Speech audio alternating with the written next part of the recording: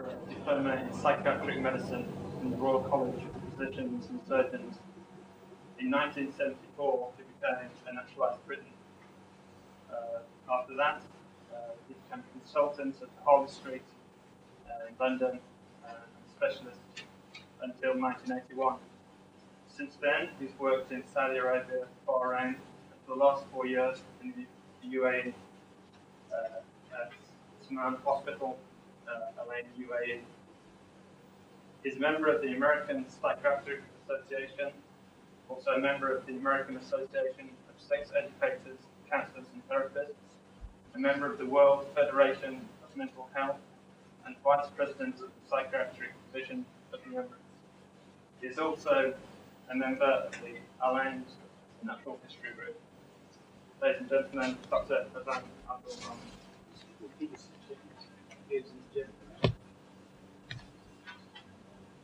Well, I had the honor of visiting Oman before the Uganda case with wonderful group and program, and I promised at that time, Mrs. Jesler during that if there is chance to come and participate in your program, and here I am. I'll be talking in the next 40 minutes or so about the cultural interaction between the indigenous population of the three Gulf states which I worked in, Saudi Arabia, Bahrain, and United Arab Emirates, and the expatriates who work in these areas. So this talk is about us and about the indigenous population itself. I had the privilege of coming from a culture. Egypt is an Arab country, and also of being exposed to the training and living in UK and to the training and understanding of both sides of the Atlantic, at least in psychiatry. So I claim I have some information which I like to pass to you. This is a talk about interaction between cultures.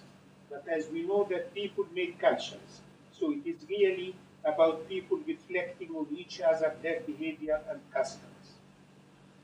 This is a mass behavioral modification. It needs time and depth to understand.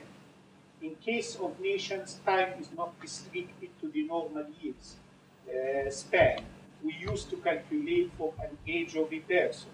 Time for nations is prolonged through eras. Later, when it is past, we call it history. Hence, perhaps the relation of this talk to your program. As we know, it happened in the past that nations fought, conquering each other, enforcing adoption of some of the ways of life.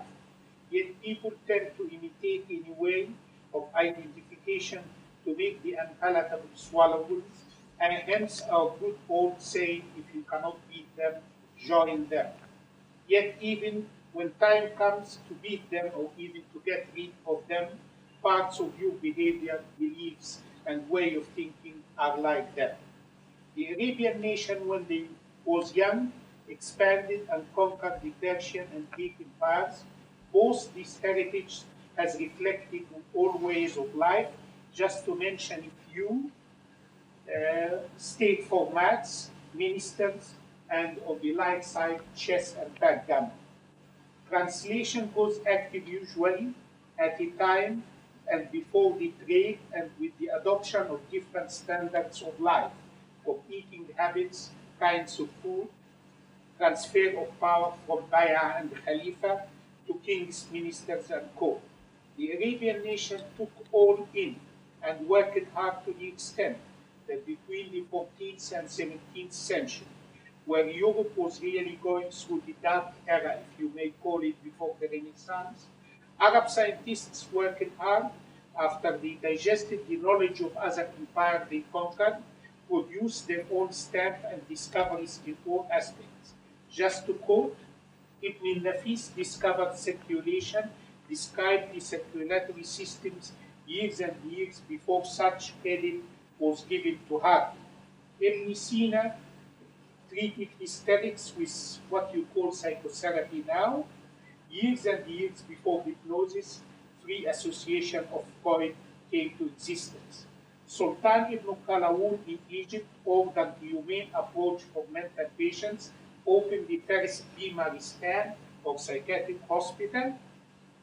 Years and years before York and Salpêtrière, patients got off their chains, and there was a time which all of us who work in psychiatry know, where people in England used to go to visit the Maudsley Hospital and pay half penny to see psychiatrists. And young rising nations start to adapt, and the enable terms. This is what history made us learn. And at that time, the Arab area was conquered by the Turks, by the French, and by the British. And from that all, they got a lot of things to learn, and a lot of things to adopt, and a lot of things to imitate.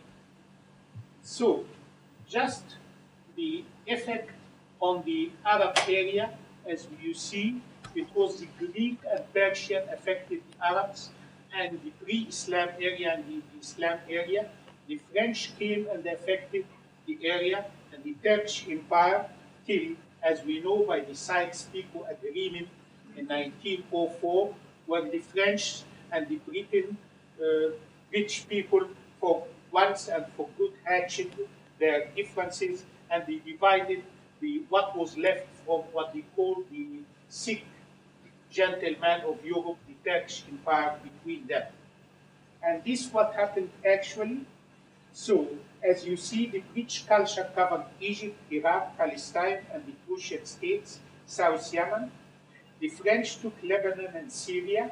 Saudi Arabia was never occupied, also Yemen, North Yemen.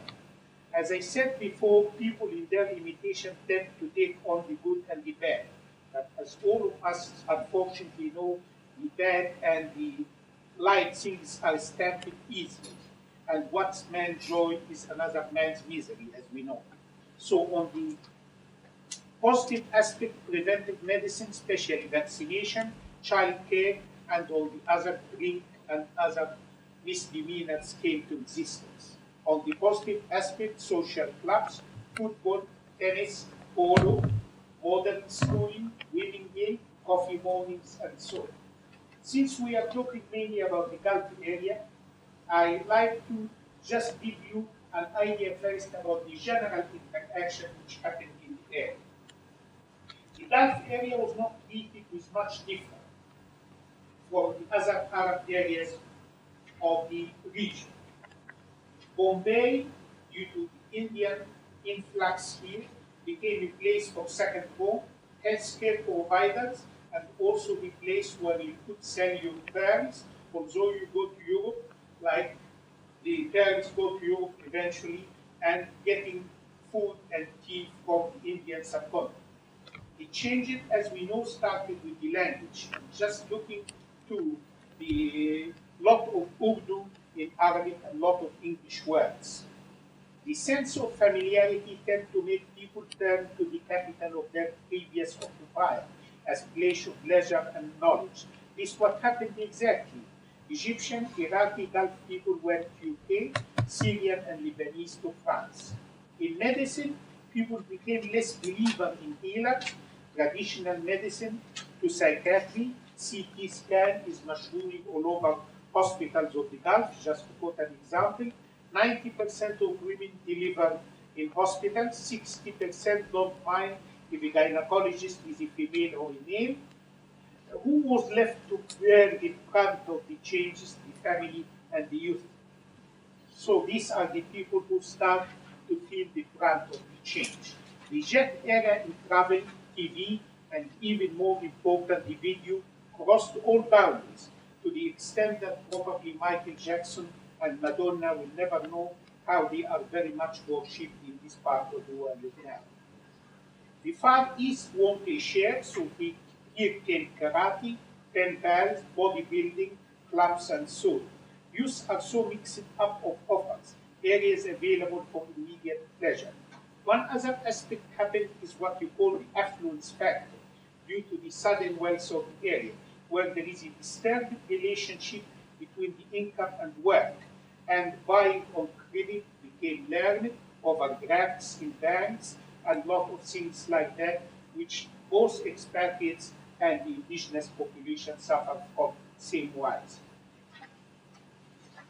On the family side, the gap between women and men widened in the indigenous population and also in expatriate families who live here or have their other half living at home abroad. The communities of the Gulf are now mixed one, where the indigenous population is in unique disadvantaged position, a minority in your own country. Yet you have the power and you are in control, but living in a mixed community, there are stresses for both the indigenous population and expats. Just look to some of these stresses. In times of employment, unemployment, financial hardship often grow, and there is also a lot of friction between communities and expatriates. And unfortunately, in some areas, expatriates are used as scapegoat for all the problems, even if they have nothing to do with it. Another area of stress is because some expatriates, even nationalized communities, tend to live in ghettos with imaginary boundaries to defend their own culture and tradition. This non-amalgamation process leads to alienation of indigenous population, outbreaks of tension between both, and the non-amalgamation and frustration for both communities became marked. As we see here in the Gulf, we have two groups of expats. One, what you call the white-collar workers, and what you want to call the blue-collar workers. The white-collar workers who come from their families, come mostly with their families usually, are here coming from both sides of the Atlantic, from Europe and from States. They live and work and mix mostly with themselves, absorbed in their imaginary boundaries, except in some countries, and detach it to the cause and plight of the indigenous population. And I think we should be involved more in the culture and helping of the know-how. The bigger and the other group are the blue-collar workers who draw mainly from the Indian subcontinent, who got a lot of abuse from their fellow recruits at India and in Pakistan, Bangladesh. Mostly are healthy men coming on their own, and some of them are coming stowaways, like what we see in the UAE especially. They are highly represented in neurosis and in depression. These young healthy men feel also sexual frustrations, and these members reflect sometimes on their behavior with bouts of kites. As we know, there are 3 million people from the Indian subcontinent all over the Gulf. And if you look to their families in Kerala and in India and in other parts, the money earned by both expatriates sometimes are spent on goods which are not needed, to the extent a study by Dr. Sankar Somar and Dr. Mahmood published about 4 years ago. There are a lot of videos and TVs which were bought from this area and taken to villages where there is no power connected to them yet. Marriages ceremonially are lavishly spent on, to the extent that daughters of $20,000 is going around. But we say there are high divorce rate, 800,000 wives with 2.5 million children are left behind in the Indian subcontinent. And long periods of separation, especially post-marital one, and what's happening, the gentlemen go and marry, stay for a couple of months and then come back to work, lead to different sexual behavior by both partners and lead to guilt and depression and tension. This was the core of the study which I just mentioned. Now let us look from that to what's happening to the indigenous population again for males and females. You get, because of more affluence, lot of polygamy more than what you could expect, although polygamy is sanctioned in Islam.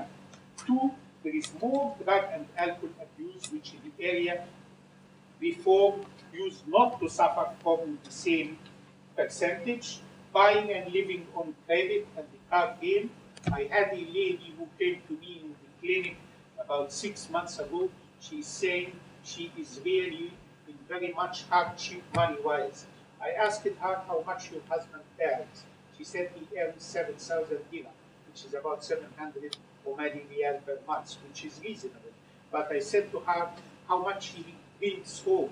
She said he brings home about 200 dirham.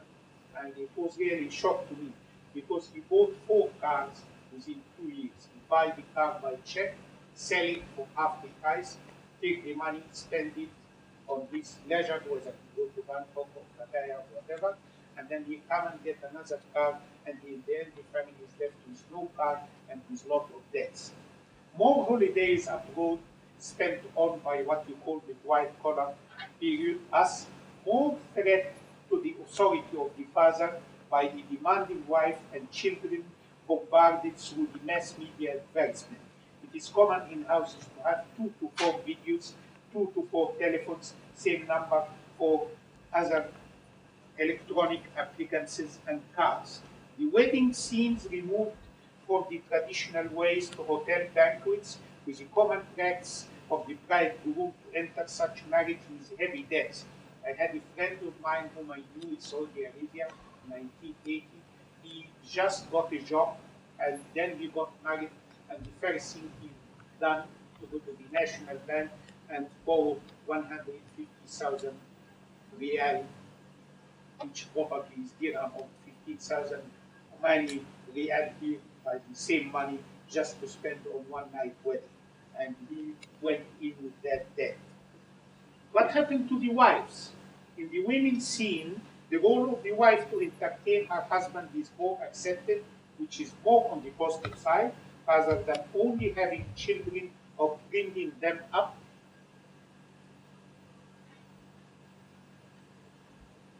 Unhappiness and depression are accepted as illness because of social pressure rather than being bottled in.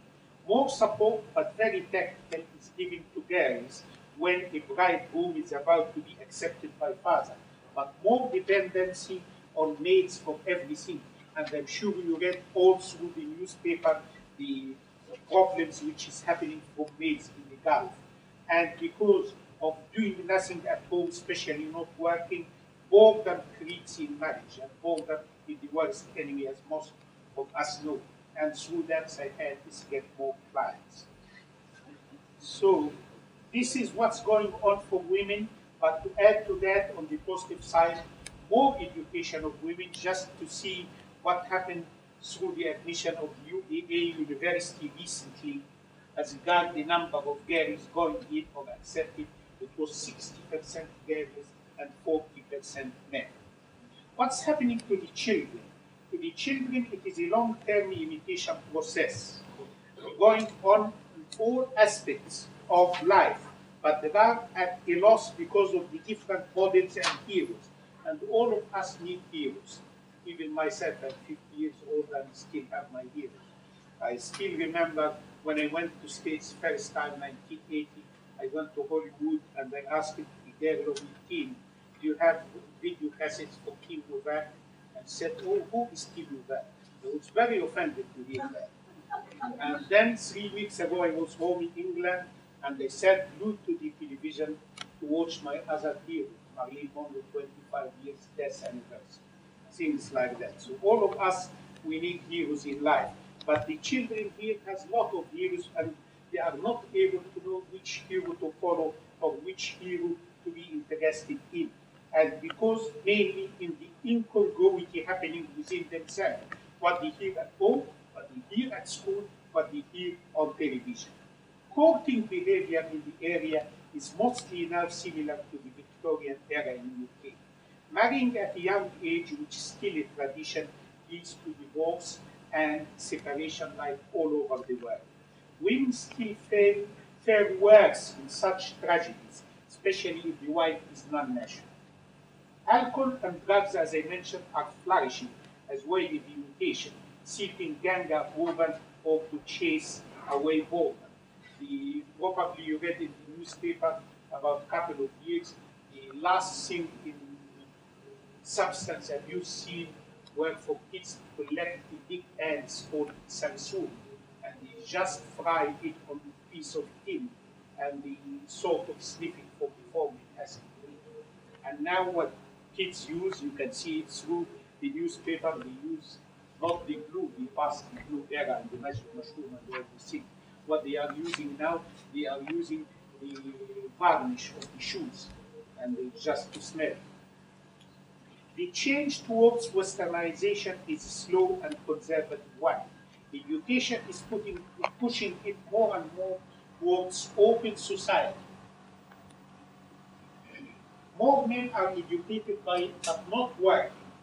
It is acceptable for a man to be a civil servant and run a business. This leads to a lot of time away from home. So more gold is given to mother and maternal uncle because of the extended family situation. New diseases are accepted, as I mentioned, stress, anxiety, and depression. Let us look to the stresses of the expats in the area. There are two different stresses for the expats. One stresses on single men, as I mentioned, one stress on married men, and other stresses on the other half. And it has been known for well that wives who are not working and sitting at home, wife of expat, they are highly represented in neurosis and depression. To the extent I advise any wife of an expat when they consult me or when I talk to say to them that they should get jobs or voluntary jobs or do anything apart from just sitting at home.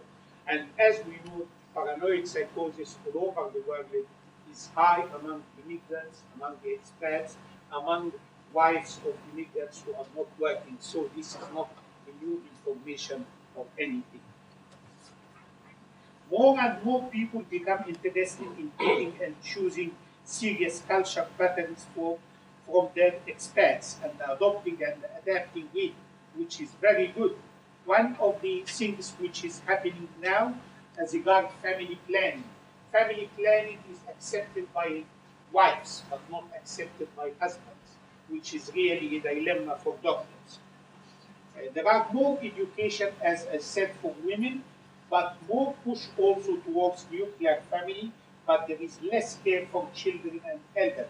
I predict probably 50 years' time, we will see old people nursing home going here. It happened in my original country. In Egypt now, there is about 20 old people nursing home in Cairo, in spite that Egypt is a relatively poor country, non-oil country, and people need someone to look after them because of the nuclear family situation. New patterns of food are adopted, feeding habits, clothing. Just to quote you something of the closest business which is going. Just looking to that, you may think that this is going in Paris or London. This was the recent show in Dubai. Just to give you, should ladies with me first to see myself. Things like that. To compare what's happening between the three Gulf states in particular, let us look to Saudi Arabia itself. First of all, the affluence factor is going through all the states. But in Saudi Arabia, as you see, Saudi Arabia is a vast country, and it is the size of Europe if you take away the USSR. So there are all cultures and all freedom and all living patterns from part to part. Jeddah is very cosmopolitan, very permissive country, or let us say city, sorry. If you compare it by the eastern province, it's different. If you compare it by the Riyadh area, it's completely different. I worked in Jubail. Jubail, when I went to it, was in 1980, which is the most biggest industrial complex in the world. Jubail completely different now after 7 years. When I went there, Jubail had 85% expats. And these 85% expats were 50% Westerners, 25% from Southeast Asia, and 10% from the non-oil Arab countries, and 15% only from the indigenous population of Saudis. So most of these Saudi families were living on their own and were not mixing with expats. So there was not much exposure in the area. But most of these Saudis, as we mentioned before, when they go to study, they go to states. So you find the American accent, the supermarket is called commissaries, the way of life and the way meditation is towards the American model. Bahrain is completely different. Bahrain is very emancipated country, if you want to call it like that, where 60% of the working force is women. And by the way, Bahrain is a very beautiful country. Those of you, the atmosphere is very tolerant in Bahrain, and Bahrain is really very much involved in a lot of trade activity, especially after Beirut problems happened and Lebanon problems happened. So Bahrain is very westernized now, and it is the center of finance of the Middle East, no question. And there are a lot of cultures adopted from the British culture in Bahrain.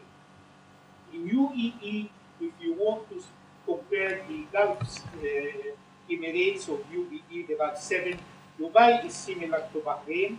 Abu Dhabi is very conservative. Sharjah started to be conservative for the last 5 years or 4 years. And the other small Emirates probably are more tending towards Abu Dhabi area. So, what's going now? How things will go? As we know, the critical oil situation, the threats around the loss of use of some of them to alcohol and drugs, these are all changing, happening. On the other hand, on the positive side, education of women, more liberty of women, more education of cadres to fill instead of expats, especially in admin side, and more interest in work and in education are positive sides of the area. When I came here to Oman, I visited the Hussein industrial estate, and I was very much impressed in November.